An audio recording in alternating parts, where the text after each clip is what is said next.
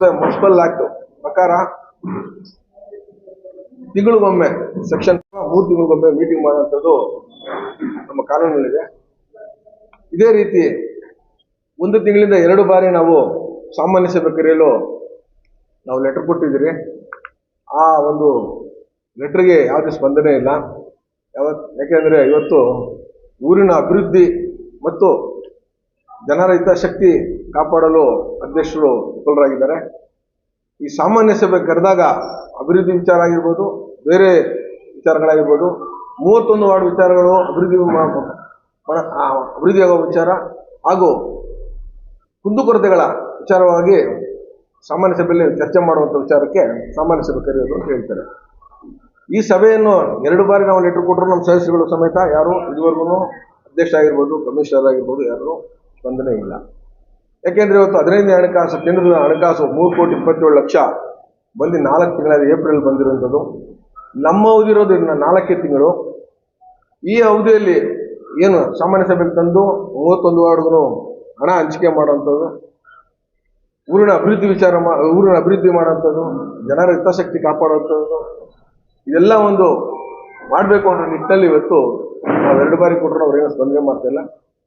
ಅವರಿಗೆ ಇದ್ರ ಬಗ್ಗೆ ಚಿಂತನೆಯೂ ಇಲ್ಲ. ಇರೋ ಅಧ್ಯಕ್ಷ ಆಗಿರ್ತಕ್ಕಂಥವ್ರಿಗೆ ಅದಕ್ಕಾಗಿ ಚಿಂತನೆಯೇ ಇಲ್ಲ. ಈ ಚಿಂತನೆಯಲ್ಲಿರ್ತಕ್ಕಂಥವ್ರು ವಿಚಾರವಾಗಿ ಇವತ್ತು ಎಕ್ಸಾಂಪಲ್ಲು ಉದಾಹರಣೆ ಹೇಳ್ತೀನಿ ನಿಮಗೆ. ಹಿಂದೆ ನಾನು ಅಧ್ಯಕ್ಷ ಆಗಿದ್ದಾಗ ಅಮೃತ 2 ಅಲ್ಲಿ 10 ಕೋಟಿ ಪ್ರಸ್ತಾವನೆ ಕಳಿಸಿದ್ದೆ. 3 ಕೋಟಿಯಷ್ಟು ಅನುದಾನ ಬಂತು. ಆ ಅನುದಾನ ಇದುವರೆಗೂ ನಾವು ಬಳಕೆ ಮಾಡೋಕ್ಕೆ ಕೈಯಲ್ಲಿ ಆಗ್ತಾ ಇಲ್ಲ. 2,60,00,000 ಜಕ್ಕಲ್ಮರ್ಗು ಸೀಟ್ ತೆಗೆಯುವಂಥದ್ದು. ಯಾಕಂದರೆ ಜಕ್ಕಲ್ಮರ್ಗು ಇವತ್ತು ದೊಡ್ಡಬಳ್ಳಾಪುರ ಚಿಕ್ಕಬಳ್ಳಾಪುರಿಗೆ 2ಕ್ಕೂ ನೀರು ಹರಿಯುವಂಥದ್ದು, ಕುಡಿಯೋ ನೀರು ಜನಕ್ಕೆ ಮಾಡುವಂಥದ್ದು. ಆ ನಿಟ್ಟಿನಲ್ಲಿ ಅದು ತಲೆಯಲ್ಲಿ ನಾವು ಉದ್ದೇಶ ಏನಂದರೆ ಜಕ್ಕಲ್ಮರ್ಗು ಜಲಾಶಯ ಇನ್ನಷ್ಟು 170 ಎಕರೆ ಇರತಕ್ಕಂಥ ಜಾಗ ಹೋಗಿರ್ತದ್ದು. ಭಾಳಷ್ಟು ಅಕ್ವಿಷನ್ ಆಗಿದೆ. ಅದನ್ನು ಸೀಟ್ ತೆಗೆದು ನಾವು ಮತ್ತೆ ಇದು ಮಾಡಿದಾಗ ನೀರು ಶೇಖರಣೆ ಆಗುತ್ತೆ. 2 ತಾಲೂಕುಗಳಿಗೂ ನೀರು ಅಭಾವ ಇಲ್ಲಂಗೆ ಆಗುತ್ತೆ ಅನ್ನೋ ನಿಟ್ಟಿನಲ್ಲಿ ಅವತ್ತು ಒಂದು ಆಕ್ಷನ್ ಪ್ಲಾನ್ ಮಾಡಿ ಕಳಿಸಿದ್ರೆ ಅದು ಬಂದಿದೆ. ಅದನ್ನು ಸಮೇತ ಇವರು ಟೆಂಡರ್ ಮಾಡುವಂಥದ್ದು ಆಗ್ತಾ ಇಲ್ಲ. ಉದ್ಯಾನವನ ಅದೇ ರೀತಿ 6ನೇ ವಾರ್ಡಲ್ಲಿ ಉದ್ಯಾನವನ ಅದಕ್ಕೂ 65 ಲಕ್ಷ ಆಗ್ತದೆ. ಅದನ್ನು ಸಮೇತ ಇವತ್ತು ಇವ್ರನ್ನ ಟೆಂಡರ್ ಕರೆದಿ ಅಭಿವೃದ್ಧಿ ಮಾಡೋ ನಿಟ್ಟಿನಲ್ಲಿ ಯಾವುದೂ ಸರ್ಕಾರ ಕೊಡ್ತಾ ಇಲ್ಲ. ಡೆಲ್ಟು ಭೂ ಸಾರಿಗೆ ನಿರ್ದೇಶಾಲಯ ನಾನು ಅಧ್ಯಕ್ಷ ಇದ್ದಾಗ ಅವ್ರಿಗೂ ಸಮೇತ ಪ್ರಸ್ತಾವನೆ ಕಳಿಸಿದ್ರು 10 ಕೋಟಿ. ಅವರು 2,60,00,000 ಅಷ್ಟು ಹಣ ಬಿಡುಗಡೆ ಮಾಡಿದ್ರು. ಅದನ್ನು ಸಮೇತ ಇವತ್ತು ಇವರು ಟೆಂಡರ್ ಕರೆದು ಅಭಿವೃದ್ಧಿ ಮಾಡೋ ನಿಟ್ಟಲ್ಲಿ ಇವತ್ತು ವಿಫಲರಾಗಿದ್ದಾರೆ. ಇವ್ರಿಗೆ ಅಭಿವೃದ್ಧಿ ಪರ ಚಿಂತಕರೇ ಇಲ್ಲ. ಇವತ್ತು ಏನು DYSP ಆಫೀಸಿಂದ ಹಿಡಿದು ಕುಕ್ಕನ್ ಮಾರ್ಕೆಟ್ವರೆಗೂ 2 ಬದಿ ಚರಂಡಿ ಪ್ಲಸ್ ಪಾದಚಾರಿ ಅಂದರೆ ಫುಟ್ಪಾತ್ ಮಾಡಲು ಮತ್ತು ಮುಷ್ಟೂರು ರೋಡಲ್ಲಿ ರಸ್ತೆ ಚರಂಡಿ ಮತ್ತು ಫುಟ್ಪಾತ್ ಮಾಡೋದಕ್ಕೆ 2,60,00,000 ಬಂದಿದೆ. ಅದನ್ನು ಸಮೇತ ಇವರು ಇದಕ್ಕೆ ಇನ್ನ ಟೆಂಡರ್ ಕರೆದು ಅಭಿವೃದ್ಧಿ ಮಾಡೋ ನಿಟ್ಟಿನಲ್ಲಿ ಇವರು ವಿಫಲರಾಗಿದ್ದಾರೆ. ಅದೇ ರೀತಿ ಇವತ್ತು ಕಂದವಾರ ಸ್ಮಶಾನ 2020ರಲ್ಲಿ ಆಗಿರ್ತಕ್ಕಂಥ ಸಚಿವರು ಸುಧಾಕರ್ ಅವರು ಸ್ಪೆಷಲ್ ಗ್ರಾಂಟ್ಸ್ ಅಂತೂ 2.5 ಕೋಟಿನ ಅನುದಾನವನ್ನು ಏನು ಗ್ಯಾಸ್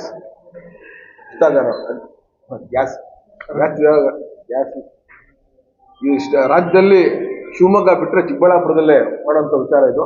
ಆವಾಗ ಇಂದಿನ ಶಾಸಕರು ಸಚಿವರು ಹಾಗೂ ಜಿಲ್ಲಾಧಿಕಾರಿಗಳು ಇಬ್ಬರು ಸಮೇತ ಒಳಗೊಂಡು ಸಭೆ ಮಾಡಿ ಒಂದು ಚಿದಾರ ಮಾಡೋ ನಿಟ್ಟಿನಲ್ಲಿ ಇವತ್ತು 2.5 ಕೋಟಿ ಅನುದಾನ ಹಾಕಿದ್ರು. ನಾನು ಇರುವಂಥ ಅವಧಿಯಲ್ಲಿ 2022ರಲ್ಲೇ ಅದು 90% ಕಂಪ್ಲೀಟ್ ಆಗಿತ್ತು. ಅದೇ 22ರಲ್ಲಿ ನಾನು ಬೋರ್ ಸಮೇತ ನಗರಸಭೆಯಿಂದ ಕೊಡಿಸಿದ್ದೀನಿ. ಅದನ್ನು ಸಮೇತ ಇವತ್ತು ಇವರು ನಮ್ಮ ನಗರಸಭೆಗೆ ನಮ್ಮ ನಗರಸಭೆ ಹಸ್ತಾಂತರ ಮಾಡೋ ನಿಟ್ಟಿನಲ್ಲಿ ಇವತ್ತು ವಿಫಲರಾಗಿದ್ದಾರೆ. ಯಾಕೆಂದರೆ ಇವತ್ತು ರಾಜ್ಯದಲ್ಲಿ ಗ್ಯಾಸ್ ಇಷ್ಟಾಗಾರ ಶಿವಮೊಗ್ಗ ಬಿಟ್ಟರೆ ಚಿಕ್ಕಬಳ್ಳಾಪುರ. ಇದು ದೂರದೃಷ್ಟಿಕೊಂಡು ಇಂದಿನ ಸಚಿವರು ಮಾಡಿರ್ತಕ್ಕಂಥದ್ದು. ಅದನ್ನು ಸಮೇತ ಅವರು ಮಾಡೋಂಥ ಕೆಲಸ ಆಗ್ತಾ ಇಲ್ಲ. ಅದೇ ರೀತಿ ಇವತ್ತು ಮಳೆಗಾಲ ಬರ್ತಾ ಇದೆ. ತಮಗೆಲ್ಲ ಗೊತ್ತಿದೆ 2022ರಲ್ಲಿ ನಾನು ಅಧ್ಯಕ್ಷ ಇದ್ದೆ. ಆ ಒಂದು ಸಂದರ್ಭದಲ್ಲಿ 40-50 ವರ್ಷ ಇತಿಹಾಸದಲ್ಲಿ ಮಳೆ ಬಿದ್ದಿತ್ತು ತಮಗೆಲ್ಲ ಗೊತ್ತೇ ಇದೆ. ಆ ನಿಟ್ಟಲ್ಲಿ ನಗರದಲ್ಲಿ ಭಾಳಷ್ಟು ನಾವು ಅಧಿಕಾರಿಗಳ ಜೊತೆಲಿ ಒಳಂಬಣೆ ತೆಗೆದುಕೊಂಡು ಸಚಿವರ ಒಂದು ಮಾರ್ಗದರ್ಶನದಲ್ಲಿ ಭಾಳಷ್ಟು ಕೆಲಸ ಮಾಡಿದ್ವಿ. ಇವತ್ತು ಮಳೆಗಾಲ ಸ್ಟಾರ್ಟ್ ಆಗ್ತಾ ಇದೆ. ಇವ್ರು ಯಾವುದೇ ಒಂದು ಇತ್ತದಂತ ಇಲ್ಲ, ಮುನ್ನೆಚ್ಚರಿಕೆ ಕ್ರಮಗಳು. ನಾನು ಇದ್ದಾಗ 4 ಬ್ಯಾಚ್ ಮಾಡಿ, ಒಂದೊಂದು ಬ್ಯಾಚು ಒಂದೊಂದು 10 ಜನ ಮಾಡಿ ವಿಂಗಡಣೆ ಮಾಡಿ ಇನ್ಸ್ಪೆಕ್ಟರ್ಸ್ಗೆ ಕಮಿಷನರ್ಗಳಿಗೆ ಮಾಡ್ತಾರೆ. ಇವತ್ತು ಯಾವುದು ದೊಡ್ಡ ಡ್ರೈನ್ ತೆಗೆಯುವಂಥ ಕೆಲಸ ಆಗ್ತಾ ಇಲ್ಲ ಇವರು. ಯಾಕಂದ್ರೆ ಮಳೆಗಾಲ ಬಂದಾಗೆಲ್ಲ ಮನೆ ಈಗ ನಕ್ಕಲಗುಂಟೆ ಆಗಿರ್ಬೋದು, JB ನಗರ ಆಗಿರ್ಬೋದು, ಸ್ಲಮ್ಗಳಲ್ಲಿ ಇರ್ತಕ್ಕಂಥ ವಾರ್ಡ್ಗಳೆಲ್ಲ ಇರ್ಬೋದು, ಚರಂಡಿ ನೀರು ಕ್ಲೀನ್ ಮಾಡಿ, ದೊಡ್ಡ ಚರಂಡಿ ಕ್ಲೀನ್ ಮಾಡಿ ನೀರಲ್ಲಿ ನುಗ್ಗು ಮನೆಗಳೇ ಹೋಗುತ್ತೆ. ಈ ಕೆಲಸನೂ ಮಾಡ್ತಾ ಇಲ್ಲ. ಈ ನಿಟ್ಟಿನಲ್ಲಿ ಬಹಳಷ್ಟು ಇವರು ಊರಿನ ಹಿತಾಸಕ್ತಿ ಇಲ್ಲ. 31 ವಾರ್ಡು ಅಭಿವೃದ್ಧಿ ಪರ ಇಲ್ಲವೇ ಇಲ್ಲ. ಇಂಥವ್ರಿಗೆ ನಾವೆಲ್ಲ ಓಟ್ ಹಾಕಿದ್ರಲ್ಲಪ್ಪ ಅಂತ ಅದೊಂದು ಬಹಳಷ್ಟು ಬೇಸರ ಇದೆ. ಯಾಕಂದ್ರೆ ಇವತ್ತು ಊರಿನ ಬಗ್ಗೆ ಅಧ್ಯಕ್ಷರು ಅಂದ್ರೆ 31 ವಾರ್ಡ್ಗೂ ಅಧ್ಯಕ್ಷ ಇದ್ದಂಗೆ. ಅವ್ರು 1 ವಾರ್ಡ್ಗೆ ಅಧ್ಯಕ್ಷ ಆಗ್ಬಿಟ್ಟಿದ್ದಾರೆ. 1 ವಾರ್ಡ್ ಇನ್ನೊಂದು 4-5 ವಾರ್ಡ್ಗೆ ಅಧ್ಯಕ್ಷ ಆಗಿದ್ದಾರೆ ಅವರು ಅನಿಸುತ್ತೆ. ಹಾಗಾಗಿ ಇದು ಬಹಳ ಒಳ್ಳೆ ತರುವಂಥದ್ದಲ್ಲ. ಇವತ್ತು ನಿಮ್ಮ ಮುಖಾಂತರ ಹೇಳ್ತಾ ಇದ್ದೀನಿ, 8 ದಿವಸದಲ್ಲಿ ಸಾಮಾನ್ಯ ಸಭೆ ಕರೀಲಿಲ್ಲ ಅಂದ್ರೆ ನಗರಸಭೆಗೆ ಮುತ್ತಿಗೆ ಹಾಕುವಂಥ ಕೆಲಸ ಮಾಡ್ತೀರಿ. ಯಾಕಂದ್ರೆ ಇವತ್ತು ಊರ ಅಭಿವೃದ್ಧಿ ಆಗ್ಬೇಕಷ್ಟೇ. ನಮಗೆ ಊರ ಅಭಿವೃದ್ಧಿ ಮುಖ್ಯ, ಜನಗಳ ಹಿತಾಸಕ್ತಿ ಕಾಪಾಡುವಂತ ಮುಖ್ಯ. ನಾವು ಜನಪ್ರತಿನಿಧಿಗಳಾಗಿರೋದಕ್ಕೆ ನಮ್ಮ ವಾರ್ಡಲ್ಲಿ ಕೆಲಸ ಮಾಡಿ, ಅದೇ ರೀತಿ 31 ವಾರ್ಡ್ಗೂ ಅಭಿವೃದ್ಧಿ ಆಗುವಂಥ ಕೆಲಸ ಮಾಡಬೇಕು ಅಧ್ಯಕ್ಷರಲ್ಲಿ. ಅವ್ರಿಗೆ ಯಾವುದಕ್ಕೂ ಸ್ಪಂದನೆ ಇಲ್ಲ. ಹಾಗಾಗಿ ಮುಂದೆ 8 ದಿನಗಳಲ್ಲಿ ಅವರೇನು ಸಾಮಾನ್ಯ ಸಭೆ ಕರೀಲಿಲ್ಲ ಅಂದ್ರೆ ನಗರಸಭೆಗೆ ಮುತ್ತಿಗೆ ಆಗುವಂಥ ಕೆಲಸ ಮಾಡ್ತೀರಿ. ಮಾಡಿ ಜಿಲ್ಲಾಧಿಕಾರಿ ಆಗಿರ್ಬೋದು, ಉಸ್ತುವಾರಿ ಸಚಿವಗಳಾಗಿರ್ಬೋದು, ಇಲ್ಲಿರ್ತಕ್ಕಂಥ ಜನಪ್ರತಿನಿಧಿಗಳು ಯಾರೇ ಆಗಿರ್ಬೋದು, ಅವರಿಗೆಲ್ಲ ನಾವು ಮನವಿ ಕೊಡುವಂಥ ಕೆಲಸ ಮಾಡ್ತೀವಿ. ಮುಂದಿನ ವೇಳೆಯಲ್ಲಿ ಬಹಳ ಹೋರಾಟ ಅಂತೂ ಇದೆ. ನಾವು ಯಾವತ್ತೂ ನನ್ನ 25 ವರ್ಷ ರಾಜಕೀಯ ಜೀವನದಲ್ಲಿ ನಗರ ಹಿತಾಸಕ್ತಿ, ವಾರ್ಡು ಹಿತಾಸಕ್ತಿ, ಜೊತೆಲಿರ್ತಕ್ಕಂಥ 31 ವಾರ್ಡು ಹಿತಾಸಕ್ತಿ ಬೇಕು. ಯಾಕಂದ್ರೆ ನಗರದ ಬಗ್ಗೆ ಕಾಳಜಿ ಇರ್ತಕ್ಕಂಥದ್ದು ಇರಬೇಕು, ಒಂದು ವಾರ್ಡೆ ಅಂತಲ್ಲ. ಹಾಗಾಗಿ ಹಿತಾಸಕ್ತಿ ಇರೋರಿಗೆ ನಾವು ಓಟ್ ಹಾಕಿ ಇನ್ನೊಂದೊಮ್ಮೆ ಹೇಳ್ತೀನಿ, ಬಹಳ ಬೇಸರ ಆಗಿದೆ. ಈ ಮಾತು ಹೇಳಿದ್ರೆ ಈ ನಮ್ಮ ಮುಂದೆ ಆಯಿತು ನಗರಸಭೆ ಅಧ್ಯಕ್ಷರಾಗಿ ಗಜೇಂದ್ರ ಅವರು. ಆಗ ಅಧ್ಯಕ್ಷ ಇದಕ್ಕೆ ನಾನು ಅಭ್ಯರ್ಥಿಯಾಗಿದ್ದೆ. ಅವ್ರು ಬಂದು ನನ್ನ ಹತ್ರ ಇದು ಮಾಡಿಕೊಂಡ್ರು, ರಿಕ್ವೆಸ್ಟ್ ಮಾಡಿಕೊಂಡ್ರು. ನಾನು ಸುಮಾರು 3 ಸಲ ಗೆದ್ದಿದ್ದೀನಿ, ನಾನು ಚಿಕ್ಕಬಳ್ಳಾಪುರ ಅಭಿವೃದ್ಧಿ ಮಾಡಬೇಕು, ನಗರಸಭೆ ಸ್ವಲ್ಪ ಎಲ್ಲ ಕೆಟ್ಟೋಗಿದೆ, ಅದನ್ನು ಸ್ವಲ್ಪ ಮೇಲಂತಕ್ಕೆ ತಂದು ನಾನು ಯಾವುದೇ ಒಂದು ಅಭಿವೃದ್ಧಿ ನನಗೆ ಗೊತ್ತು, ಯಾವ ಕೆಲಸ ಏನು ಮಾಡಬೇಕು ನಾನು ಮಾಡ್ತೀನಿ ಅಂತ ಹೇಳಿ ಅವ್ರು ಸುಮಾರು ನನ್ನ ಹತ್ರ ಕೇಳ್ಕೊಂಡು ಹೋಗಿ ಆಮೇಲೆ ಆಯಿತು ಅಂತ ಹೇಳಿ ನಾನು ಅಧ್ಯಕ್ಷ ಇದಕ್ಕೆ ಹಾಕಿದ್ದೆ. ಆಮೇಲೆ ನಮ್ಮ ಸಚಿವರಾದ ಆಗಿನ MP ಅವರು, ನಮ್ಮ ಮಾಜಿ ಸಚಿವರು ಡಾಕ್ಟರ್ ಕೆ ಸುಧಾಕರ್ ಅವರು ಅವ್ರ ಕಡೆಯಿಂದ ನನಗೆ ಗ್ರೀನ್ ಸಿಗ್ನಲ್ ಕೊಟ್ಟು ಗಜೇಂದ್ರ ಅವ್ರನ್ನ ಮಾಡಿ ಆಮೇಲೆ ನಿಮಗೆ ಮುಂದಿನ ನಾನು ನಿಮ್ಮ ಜೊತೆಯಲ್ಲಿ ಇರ್ತೀನಿ ಅಂತ ಹೇಳಿದ್ರು. ಅವರ ಮಾತಿಗೆ ನಾನು ಬೆಲೆ ಕೊಟ್ಟು ಅವ್ರಿಗೆ ಅಧ್ಯಕ್ಷ ಮಾಡಿ ಇದೆ. ನಾನು ಹಾಕಿದ್ದು ನಾಮಿನೇಷನ್ ಹಾಕಿದ್ದು ವಾಪಸ್ ತೊಗೊಂಡಿದ್ದೀನಿ ಅವ್ರಿಗೋಸ್ಕರ, ಏನೋ ಒಳ್ಳೆ ಕೆಲಸ ಮಾಡಲಿ, ನಗರಸಭೆ ಉದ್ಧಾರ ಆಗಲಿ ಅಂತ. ಆದರೆ 9 ತಿಂಗಳಿಂದ ಯಾವುದೇ ಜನರ ಒಂದು ಕಾರ್ಯ ಆಗಿಲ್ಲ. ಮೀಟಿಂಗ್ ಕರೆದಿಲ್ಲ, ಒಂದೇ ಒಂದು ಸಲ ಮೀಟಿಂಗ್ ಕರೆದಿದ್ದಾರೆ. ಆ ಮೀಟಿಂಗ್ಗೆ ನಾವು ಸ್ಥಾಯಿ ಸಮಿತಿ ಬೇಕು ಅಂತ ನಾವು ಲೆಟ್ರ್ ಕೊಟ್ಟಿದ್ದೀವಿ. ಸ್ಥಾಯಿ ಸಮಿತಿ ಯಾರೋ ಒಂದು ಒತ್ತಡದ ಮೇರೆಗೆ ಅದು ತೆಗೆದಾಕಿದ್ದಾರೆ. ಮೀಟಿಂಗ್ ಇಟ್ಟು ಅದು ತೆಗೆದಾಕಿದ್ದಾರೆ. ಮೀಟಿಂಗ್ ಇಟ್ಟು ಇನ್ನೇನು 3-4 ದಿನದಲ್ಲಿ ಮೀಟಿಂಗ್ ಮಾಡಬೇಕು ಅನ್ನೋ ಟೈಮಲ್ಲಿ ತೆಗೆದಾಕಿದ್ದಾರೆ. ಅದು ಯಾಕೆ ತೆಗೆದಾಕಿದ್ರು ಅಂತ ಅವ್ರಿಗೆ ಗೊತ್ತಾಗಬೇಕು, ಇದುವರೆಗೂ ನಮ್ಗೆ ಗೊತ್ತಿಲ್ಲ. ಮತ್ತು ಯಾವುದೇ ಒಂದು ಖಾತೆಗಳು ಯಾವುದೂ ಆಗ್ತಾ ಇಲ್ಲ. ಈ ಖಾತೆ ಆಗಲಿ, ಬಿ ಖಾತೆ, ಬೇರೆ ಕಡೆ ಎಲ್ಲ ಬಿ ಖಾತೆಗಳಾಗಿದೆ. ಇಲ್ಲಿ ಬಂದು ಬರೇ ಲೇಔಟ್ ಯಾವುದು ಇದೆಯೋ ಅದು ಫಸ್ಟ್ ಅವರೇ ಖುದ್ದು ನಿಂತ್ಕೊಂಡು ಮಾಡಿಸ್ಕೊಂಡು ಬಂದು ಕೊಡ್ತಾ ಇದ್ದಾರೆ. ಬೇರೆ ಯಾವುದೇ ಖಾತೆಗಳು ಆಗ್ತಾ ಇಲ್ಲ. ನಾವೇ ಅಸಲು ಆಡಳಿತ ಪಕ್ಷದಲ್ಲಿ ಇದ್ದೀವ ಇಲ್ಲ ವಿರೋಧ ಪಕ್ಷದಲ್ಲಿ ಇದ್ದೀವಿ ಅಂತ ನಮಗೆ ಒಂದು ಡೌಟ್ ಇದೆ. ಯಾಕೆಂದರೆ ನಗರಸಭೆಗೆ ಹೋದರೆ ನಾವು ಸಾಮಾನ್ಯರಿಂದ ನಾವು ಕಡೆಯಾಗಿರ್ತೀವಿ ಅಲ್ಲಿ. ಯಾಕೆಂದರೆ ಯಾವುದೇ ಒಂದು ಕಾರ್ಯ ನಮ್ಮ ಕೈಲಿ ಮಾಡೋಕ್ಕಾಗ್ತಾ ಇಲ್ಲ. ನಾವು ಸಾರ್ವಜನಿಕರಿಗೆ ಕೆಲಸ ಮಾಡ್ತೀವಿ ಅಂತ ನಾವು ಓಟ್ ಹಾಕ್ಸ್ಕೊಂಡಿರ್ತೀವಿ, ಅಲ್ಲೋದ್ರೆ ಒಂದು ಕೆಲಸ ಕೂಡ ನಾವು ಮಾಡೋಕ್ಕಾಗ್ತಾ ಇಲ್ಲ. ನಮ್ಮ ಅಧ್ಯಕ್ಷರಿಗೆ ಏನೋ ಫೋನ್ ಮಾಡಿದ್ರೆ ಫೋನೇ ತೆಗಿಯೋದಿಲ್ಲ. ಯಾವುದೋ ಕೆಲಸ ಆಗಬೇಕು ಅಂದರೆ ಸುಮ್ಮನೆ ಅಲ್ಲೇ ಕರೆದ್ಬಿಟ್ಟು ಮಾಡಿಕೊಟ್ಬಿಟ್ಟು ಸುಬ್ಬಣ್ಣ ಅಂತಾರೆ, ಮತ್ತು ಆ ಕಾರ್ಯ ಅಲ್ಲೇ ಸ್ಟಾಪ್ ಆಗಿರುತ್ತೆ. ದುಡ್ಡು ಬರೋದು ಯಾವುದಾದ್ರು ಇದ್ದರೆ ಅವರು ಫಸ್ಟ್ ಅಂತ ಅವರು ಕೈಲಿ ರೆಡಿ ಮಾಡಿಕೊಡ್ತಾರೆ. ಎಲ್ಲ ಮೀಟಿಂಗಲ್ಲಿ ಇರಲೇಬೇಕು ಅಂತ ನಾವು ಒತ್ತಾಯ ಮಾಡಿದ್ವಿ. ಅದೇನು ಮಾಡ್ತಾರೆ ಗೊತ್ತಿಲ್ಲ, ಇನ್ನು ಮೀಟಿಂಗೇ ಕರೆದಿಲ್ಲ ಸುಮಾರು 9 ತಿಂಗಳಿಂದ. ಇಷ್ಟ ಆಗಿದೆ. ವಾರ್ಡು 31 ವಾರ್ಡಲ್ಲಿ ಸ್ಲಮ್ ಬೋರ್ಡಿಂದ ಹಿಂದಿನ ಡಾಕ್ಟರ್ ಸುಧಾಕರ್ ಇದ್ದಾಗ ಸಚಿವರು ಅವರು 760 ಮನೆಗಳನ್ನು ಕೊಟ್ಟಿದ್ದರು. ಅದರಲ್ಲಿ 300 ಮನೆ ಮಾತ್ರ ಕೆಲಸ ಸ್ಟಾರ್ಟ್ ಮಾಡಿದ್ರು. ಕೆಲಸ ಸ್ಟಾರ್ಟ್ ಮಾಡಿ ಇವತ್ತಿಗೂ ಪಾಪ ಕಡು ಬಡವರು ಇರೋದು, SC STಗಳು ಇರೋದು ಇಲ್ಲ 31 ವಾರ್ಡಲ್ಲಿ ಕೂಡ ಅವರು ಬಾಡಿಗೆ ಕಟ್ಟೋಕ್ಕಾಗ್ತಾ ಇಲ್ಲ. ಮನೆಯೆಲ್ಲ ಡೆಮಾಲಿಷನ್ ಮಾಡಿದ್ರು, ಮನೆಗಳು ಸ್ಟಾರ್ಟ್ ಮಾಡಿದ್ರು. ಒಂದು ಮನೆ ಮೋಲ್ಡ್ ಹಾಕಿದ್ದಾರೆ, ಇನ್ನೊಂದು ಮನೆ ಹಂಗೆ ಬಿಟ್ಬಿಟ್ಟಿದ್ದಾರೆ. ಪಾಪ ಅವ್ರಿಗೆ ಮನೆಗಳಿಲ್ಲ, ಇವಾಗ ಅವ್ರ ಬಾಡಿಗೆ ಕಟ್ಟೋಕ್ಕಾಗ್ತಾ ಇಲ್ಲ, ಕೂಲಿ ಮಾಡೋಕ್ಕೂ ಆಗ್ತಾ ಇಲ್ಲ. ಕೂಲಿ ಮಾಡ್ಕೊಂಡು ಜೀವನ ಮಾಡೋಕ್ಕೆ ಕಷ್ಟ ಆಗಿದೆ. ಈ ಥರ ಕೆಲಸಗಳು ಒಂದು ಕೆಲಸನೂ ಆಗ್ತಾ ಇಲ್ಲ ಸ್ವಾಮಿ. ಇದ್ರ ಸಂಬಂಧಪಟ್ಟವರು ಯಾರು ಅಧಿಕಾರಿಗಳಿದ್ದಾರೆ, ನಗರಸಭೆ ಅಧ್ಯಕ್ಷರಾಗಲಿ, ಇಲ್ಲಿನ ಶಾಸಕರಾಗಲಿ, ಇಲ್ಲಿನ ಉಸ್ತುವಾರಿ ಸಚಿವರಾಗಲಿ, ಅತಿ ಶೀಘ್ರದಲ್ಲಿ ಕಡು ಬಡವ್ರನ್ನ ನೋಡಿ ಎಲ್ಲರನ್ನ ಎಂಕ್ವೈರಿ ಮಾಡಿ, ವಾರ್ಡೆಲ್ಲ ತಿರುಗಿ ಯಾರ್ಯಾರ ಮನೆಗಳು ಎಷ್ಟು ನಿಲ್ಲಿಸಿದ್ದಾರೆ ಅವೆಲ್ಲ ಪೂರ್ಣಗೊಳಿಸ್ಬೇಕಂತ ಮನವಿ ಮಾಡ್ತಾ ಇದ್ದೀನಿ. ಇದು ಅತಿ ಶೀಘ್ರದಲ್ಲೇ ಕೆಲಸ ಮಾಡಬೇಕು, ಇಲ್ಲಾಂದರೆ ನಾವು ಉಗ್ರ ಹೋರಾಟ ಮಾಡೋಕ್ಕೆ ನಾವು ಸಿದ್ಧವಾಗಿದ್ದೀವಿ. 30-40 ವರ್ಷ ಇತಿಹಾಸದಲ್ಲಿ ಕಂಡರಿಯಂಥ ಇಂಥ ಅಧ್ಯಕ್ಷ ನಾವು ಯಾವತ್ತೂ ನೋಡಿಲ್ಲ. ಚಿಕ್ಕಬಳ್ಳಾಪುರ ಎಂತೆಂಥ ಹಿರಿಯರಿದ್ದರು. ಆ ಹಿರಿಯರ ಕೆಲಸ ಏನಿದೆ ಸರ್ಕಾರದಿಂದ ಬರ್ತಕ್ಕಂಥ ಸವಲತ್ತುಗಳನ್ನ ಜನಗಳು ಕೊಡ್ತಾಯಿದ್ರು. ಸರ್ಕಾರಿ ಕೆಲಸಗಳನ್ನ ಆಗಬೇಕಾದಂಥ ಸರ್ಕಾರಿ ಕೆಲಸಗಳನ್ನ ಮಾಡ್ತಾಯಿದ್ರು. ಇದರಲ್ಲಿ ಭೇದ ಭಾವ ತೋರ್ತಾ ಇರಲಿಲ್ಲ. ಈಗಿರ್ತಕ್ಕಂಥ ಅಧ್ಯಕ್ಷರು ಅವರ ಸ್ವಂತ ಅವ್ರ ಕೆಲಸಗಳೇನಿದೆ, ಚಿಕ್ಕಬಳ್ಳಾಪುರ ಲೇಔಟ್ಸ್ ಯಾವುದಿದೆ, ಆಮೇಲೆ ಡೆವಲಪ್ಮೆಂಟ್ಸ್ ಬಗ್ಗೆ ಅವ್ರಿಗೇನು ಯೋಚನೆ ಇಲ್ಲ. ಖಾತೆ ಆಯಿತು, ನಗರಸಭೆ ಆಯಿತು, ಇದು ಬಿಟ್ಟರೆ ಊರಿನ ಅಭಿವೃದ್ಧಿ ಬಗ್ಗೆ ಅವ್ರ ಕಾಳಜಿ ಇಲ್ಲ. ಈ ಜೂನ್ ಜುಲೈಯಲ್ಲಿ ಮಳೆಗಾಲ, ಊರಿನ ಅಭಿವೃದ್ಧಿ ಮೋರಿಗಳೇನಾಗಿದೆ, ರಾಜಕಾಲುವೆಗಳೇನಾಗಿದೆ, ಕ್ಲೀನಿಂಗ್ ಸೆಕ್ಷನ್ ಆಗಿದೆ, ಹೆಲ್ತ್ ಸೆಕ್ಷನ್ ಹೆಂಗಿದೆ, ಯಾವುದು ನೋಡ್ತಾ ಇಲ್ಲ. ಬೆಳಗ್ಗೆ ಎದ್ದ ನಗರಸಭೆಯಲ್ಲಿ ಯಾವ ಖಾತೆ ಎಲ್ಲಾಗಬೇಕು, ಯಾವ ಲೇಔಟ್ ಆಗಬೇಕು ಅನ್ನೋದು ಮಾತ್ರ ಅವರ ಗಮನದಲ್ಲಿದೆ.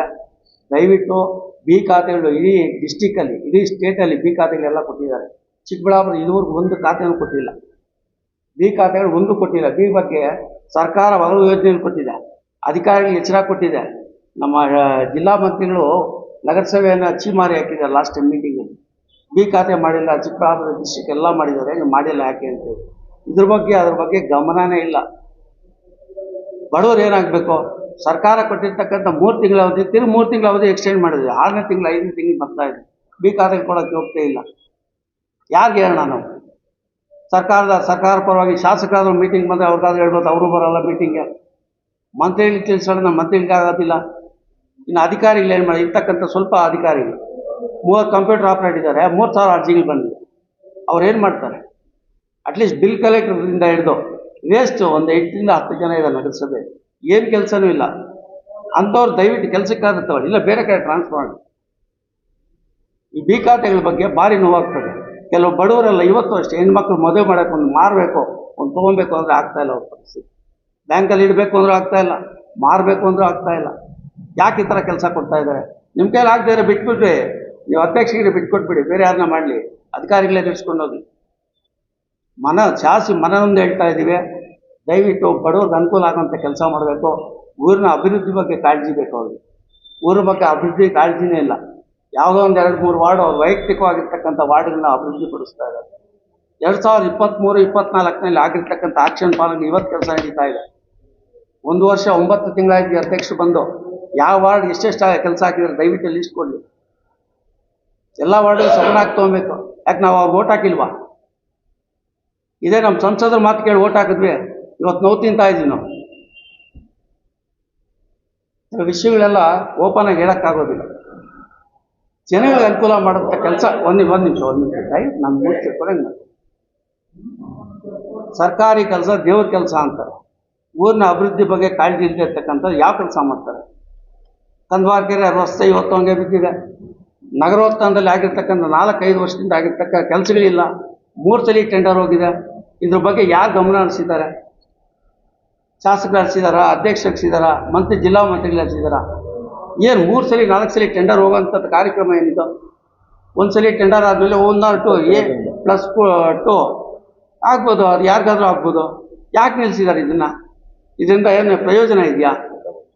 ಇರ್ತಕ್ಕಂಥ ನಮ್ಗೆ 2-3 ತಿಂಗಳಲ್ಲಿ ನಾವು ವಾರ್ಡ್ಗಳು ಕೆಲಸ ಆಗಿದ್ದಾರೆ. ಜನಗಳ ಹತ್ರ ನಾವು ಯಾವ ಮುಖ ತೊಗೊಂಡು ಹೋಗಿ ಮುಂದಿನ ಎಲೆಕ್ಷನ್ ಓಟ್ ನಿಂತ್ಕೊಬೇಕು ನಾವು? ಅಧಿಕಾರಿಗಳಾದರೂ ಅಷ್ಟೇ ಸರಿಯಾಗಿ ಸ್ಪಂದನೆ ಇಲ್ಲ. ಯಾರಾದ್ರೆ 2-3 ಯಾರೋ ಹೊಸಬ್ರು ಹೋಗ್ತಾರೆ, ಅವ್ರಿಗೊಂದು 300-400 ಫೈಲ್ ಪೆಂಡಿಂಗ್ ಇಟ್ಕೊತಾರೆ. ಹಳೆ ಅಧಿಕಾರಿಗಳಿದ್ದಾಗ 500-600 ಪೆಂಡಿಂಗ್ ಇಟ್ಕೊಂಡು ಹೊಸವ್ರು ಬಂದಾಗ ಕೆಲಸ ಮಾಡಿದ್ರೆ ಎಲ್ಲಿಂದ ಮಾಡ್ತಾರೆ? ನಗರಸಭೆಯಲ್ಲೂ ಕೆಲವು ಅಧಿಕಾರಿಗಳಿಂದ ದೌರ್ಜನ್ಯಗಳಾಗ್ತಾ ಇದೆ. ಚಿಕ್ಕಬಳ್ಳಾಪುರಲ್ಲಿ ಯಾವ ಕೆಲಸ ಎಲ್ಲಿ ಮಾಡಿಸ್ಬೇಕು ಅಂತ ನಮಗೆ ಗೊತ್ತಾಗ್ತಾ ಇಲ್ಲ. ನಮ್ಮ ವಾರ್ಡ್ ನಾವು ನೋಡ್ಕೊಳ್ಳೋಕ್ಕೆ ಆಗ್ತಾ ಇಲ್ಲ. ಯಾವ ವಾರ್ಡ್ಗೂ ಇವತ್ತವರೆಗೂ ಆಗಲಿ ಅಧ್ಯಕ್ಷರಾಗಲಿ ಕಮಿಷನರ್ ಯಾವ ವಾರ್ಡು ಸುತ್ತಿಲ್ಲ. ಬೆಳಗಿನ ಜಾವ ಎದ್ದು ಮಳೆ ಕಾಲದಲ್ಲಿ 20-30 ವರ್ಷದಲ್ಲಿ ಅಧ್ಯಕ್ಷರಾಗಲಿ ಕಮಿಷನರ್ ಆಗಲಿ ಎನ್ರೋಲ್ಮೆಂಟ್ ಇಂಜಿನಿಯರ್ ಆಗಲಿ ಪ್ರತಿ ವಾರ್ಡು ಸುತ್ತಾ ಇದ್ರು. ಎಲ್ಲಿ ಏನಾಗಬೇಕು ಕೆಲಸ ನೋಡ್ತಾ ಇದ್ರು. ಇವತ್ತು ಎಲ್ಲಿ ಯಾವ ವಾರ್ಡ್ ಏನಿದೆ ಅಂತ ಗೊತ್ತಾಗ್ತಾನೆ ಇಲ್ಲ. ಆಮೇಲೆ ಕ್ಲೆಮ್ಟೋರಿ ಅಂತ ಹೇಳ್ತೀನಿ. ಕ್ಲೆಮ್ಟೋರಿ ಎಂದು ಸುಮಾರು 2.5 ಕೋಟಿ ರೂಪಾಯಿ 2020-22ರಲ್ಲಿ ಆಗಿನ ಮಂತ್ರಿಗಳು, ಆಗಿನ ನಮ್ಮ ಡಾಕ್ಟರ್ ಕೆ ಸುಧಾಕರ್ ಅವರು ಸ್ಯಾಂಕ್ಷನ್ ಮಾಡ್ತಕ್ಕಂಥದ್ದು. ಕೆಲಸ ಎಲ್ಲ ಆಗಿದೆ. ಇನ್ನು 10% ಕೆಲಸ ಇದೆ. ನಗರ 2% ಕೆಲಸ ಇದೆ. ಆ ಕೆಲಸನ ಮುಗಿಸಿ ನಮ್ಮ ನಗರಸಭೆಗೆ ಹ್ಯಾಂಡ್ ಓವರ್ ಮಾಡಿದ್ರೆ, ಹಸ್ತಾಂತರ ಮಾಡಿದ್ರೆ ಎಷ್ಟು ಬಡ ಜನಗಳು ಇವತ್ತು ಗೂಳಿ ತೆಗೆದು ಒಂದು ಹೆಣ ಉಳ್ಬೇಕು ಅಂತ 10,000 ರೂಪಾಯಿ ಬೇಕು.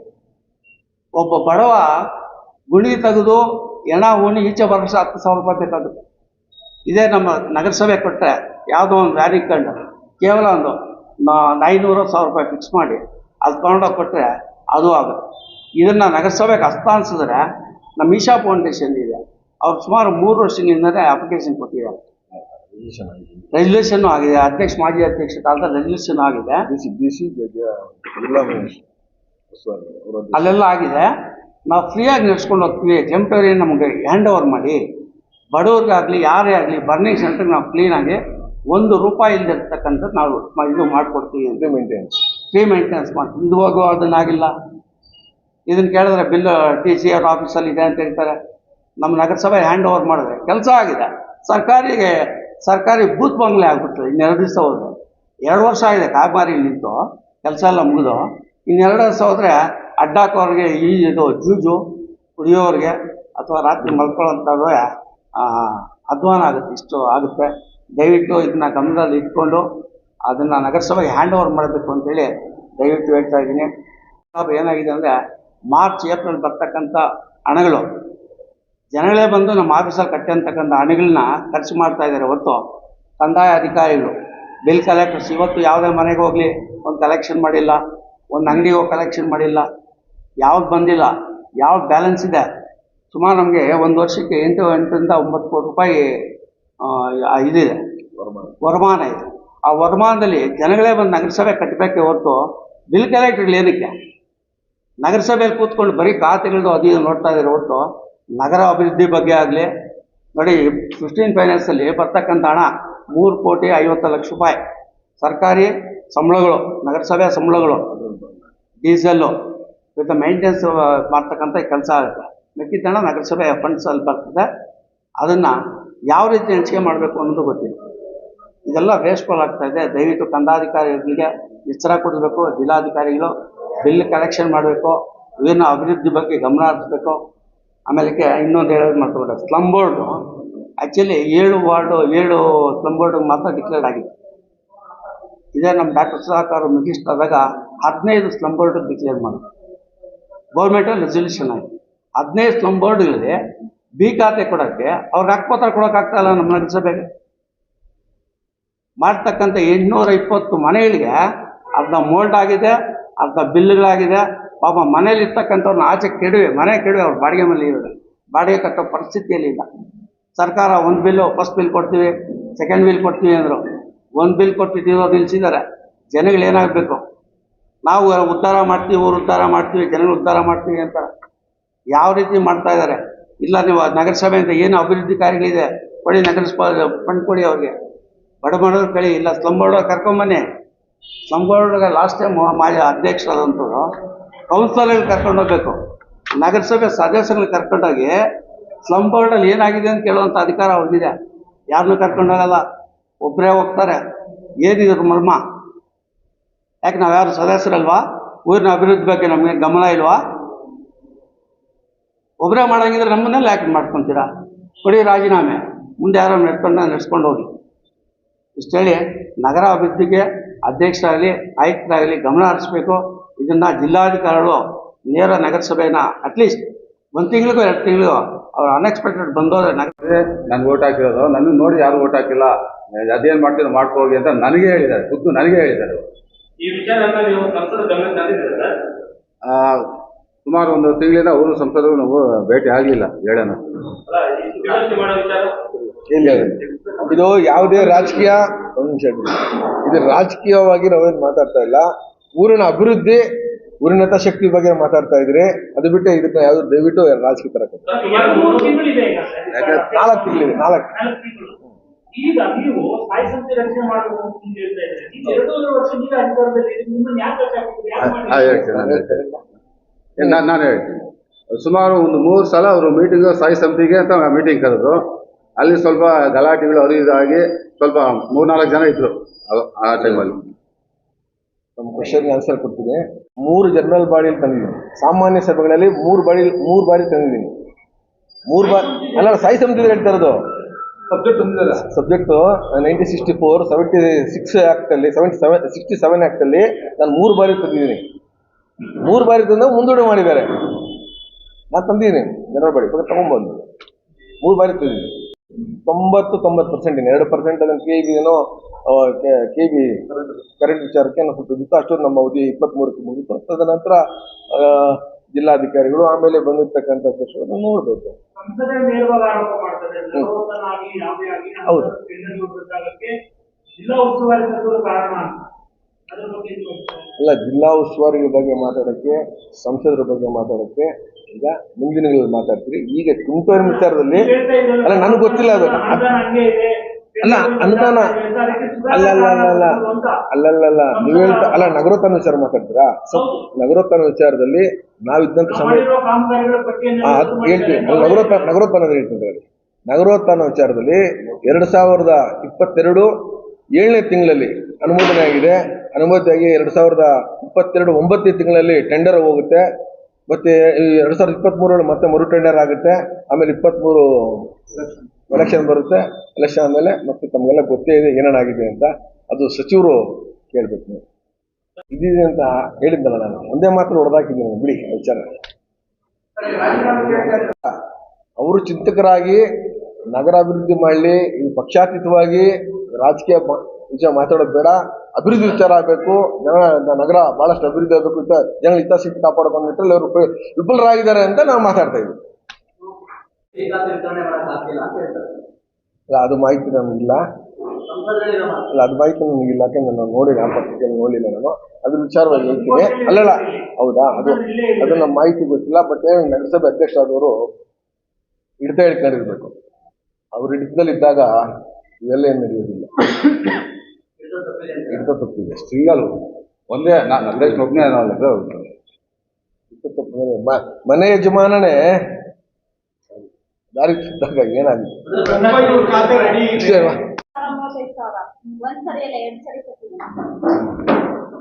ಮಾತಾಡಮ್ಮ, ಏನಮ್ಮ? ನಮ್ಮನೆ ಎಲ್ಲ ಸರ್ ಮೋಲ್ಡ್ ಹಾಕಿಲ್ಲ ಸರ್. ಲಿಂಡ್ವರೆಗೂ ಕಟ್ಬಿಟ್ಟು ನಿಲ್ಸ್ಬಿಟ್ಟಿದ್ದಾರೆ ಸರ್. ಮುನ್ಲಕ್ಷ್ಮಿ ಅಂತ 2 ವರ್ಷ ಆಯ್ತು ಸರ್.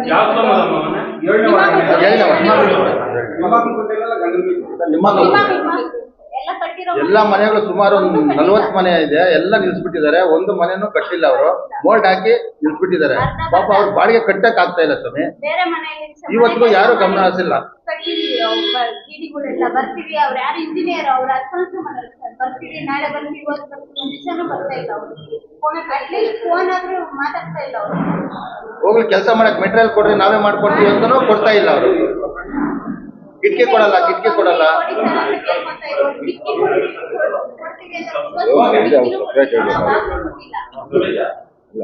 ಇನ್ನು ಎಷ್ಟು ದಿವಸ ಬೇಕು? ಇಂಜಿನಿಯರ್ ಫೋನ್ ರೆಸ್ಪಾನ್ಸ್ ಮಾಡ್ತಾ ಇಲ್ಲ ಸರ್. ಅಲ್ಲಿ ಇಲ್ಲಿ ಬಾಡಿಗೆ ಮನೆಯಲ್ಲಿ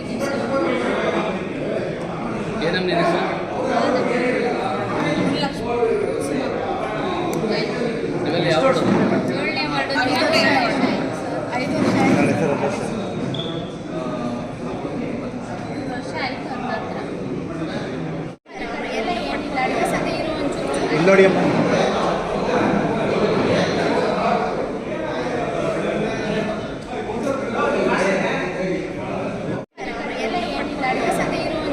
ನೋಡಿ